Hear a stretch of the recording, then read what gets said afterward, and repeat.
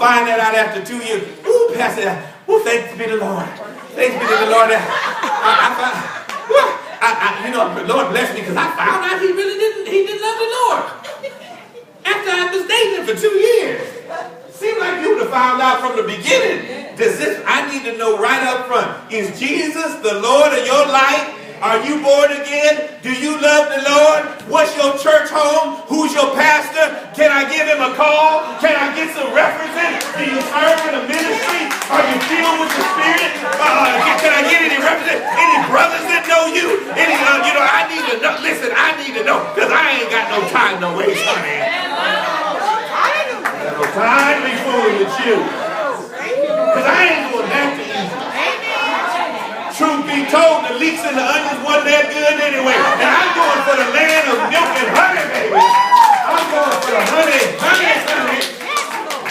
I ain't going back there to the leeks and onions. No. I can do good all by myself, baby. I ain't going there. Jesus came to deliver us from something. Point number 3, Jesus came to deliver us into something. There we go. He came to deliver us into something. What was that? He came to deliver us into the promised land. Into the land of abundance. Now, you want abundance? Well, you're going to have to let go of Egypt. You want abundance? And now, wait a minute, one more thing. Not only are you going to have to let go of Egypt, but if you want the abundant life that he promised you in John 10:10, there's 2 things you are going to need. You've got to have these 2 things. It's critical. If you want the victory and prosperity of the promised land, somebody say, I want it. I want it. Somebody say victory. Say prosperity. Yeah, you want it. But there's 2 things you're going to need. You're going to need faith and patience. You're going to need faith and patience. What are you talking about, Pastor? Look at John 10:10. John 10:10. Look what he said. Now, this summarizes my whole message. He said, the thief comes not, but for to steal, to kill, and destroy. We know that thief is who? It's the devil. It's the devil. He don't want you to, listen, the devil doesn't want you to have what Jesus is offering you. What Jesus came to earth to give you. Yes. He came to show you something, the Father, deliver you from something, sin and the devil, and deliver you into something, the promised land. Jesus wants you to have the abundant life. He said the devil don't want you to get there, but I have to come. That they might have life. That they might be delivered from something. But wait a minute, and that they might be delivered into something that more abundantly. I didn't want you to just get out of Pharaoh's hand. I want you to walk into the promised land. I want you to actually reign and rule in the promised land and have everything that I've offered you to have. Come on, somebody. So now let's look at this. Here we go very quickly. So here's the key point to the message. The reason that they did not, the children of Israel, you can study this out in Hebrews chapter 4. The reason they did not get into the promised land, what was it? Lack of faith. Ooh. Lack of faith. They did not have faith. What is faith? Believing in and acting upon what God said, in spite of the appearances. Believing in and acting upon what God said in spite of the appearances. So they sent out a search party. And they sent out one from every tribe. There's 12 tribes, so they sent out 12 spies. And 10 of the spies said, oh, no, we can't take that land. Because there's giants in the land. Lions and tigers and bears, oh my, we can't do it. And Joshua and Caleb said, only 2 out of 12. That lets you know that you can't go with the majority. Stop thinking American. Well, the majority rules. No, you better spirituality rules. You better go with the Lord. Because all your other friends, 10 of your other friends might say, you know, you can't do that. And they went to go take on the promised land. And the 10 said, no, we can't do it. Listen, let me say it a better way.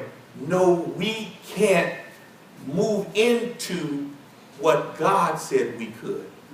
Notice, God said they could. Believing in and acting upon what God said. God said you can have this land. You can be drug free. You can be debt free. You can have a blessed marriage. You can have a ministry. All this is in the promised land. You can have it. And the 10 said, oh, no, I don't think we can do that. And Joshua and Caleb said, oh, yes, we can. But because they went with the majority and believed what they said, they didn't have the faith as a people, and they didn't get into the land. They spied the land out for how many days? There's that number 40 again. 40, the number of testing, trial, and probation. For 40 days, they looked in the land, and they came back and they said, we can't do what you said, God. And God said, okay, for every day that you said you saw the land, but you said to me, you can't do what I said you could do.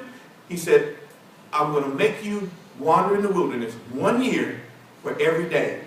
40 days, 40 years. That's a lot of wandering. And those two that said we can't take the land, God said, you shall take the land, but only after I let the rest of them die off. You have to wait 40 years. I'm going to get them out of the way. But guess what? Because you have faith, you shall enter. But wait a minute, I got to finish with this. I said faith was one thing you're going to need. And what was the second thing? Patience. They needed patience. Because even Joshua and Caleb, it took them 40 years for the naysayers and the doubters and the disbelievers to die before they get in. But there's one other point. Moses, the type of Christ, he didn't get into the land. Why? Because during those 40 years, those Israelites worked his nerve. And he got so upset that when God told him to speak to the rock and bring water out of it, he smote the rock and the water came out. I mean, he was angry. Just, you people, you want water? Well, here it is. Then they smote the rock. And God says, because you, went off. No, because you didn't stay patient until the end, you can't enter the land. So church, stay in faith. Stay patient. Don't look back to Egypt. Don't be influenced by those who are looking back to Egypt or who don't want to inherit everything God has for them.